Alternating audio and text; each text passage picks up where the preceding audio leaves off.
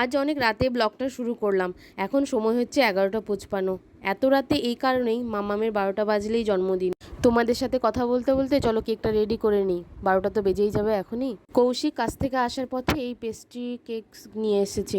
মেয়ে আমার কেক কাটতে ভীষণ ভালোবাসে, চলো তাকে happy birthday to you, happy birthday to you, happy birthday dear Mamam, happy birthday to you. দেখেছো মামাম কত খুশি কেক দেখে, কত এক্সাইটেড কেক কাটার জন্যে। দাদা ভাইও কিন্তু অনেক এক্সাইটেড, বোনের জন্মদিনের জন্য কবে থেকে দিন গুনছিল।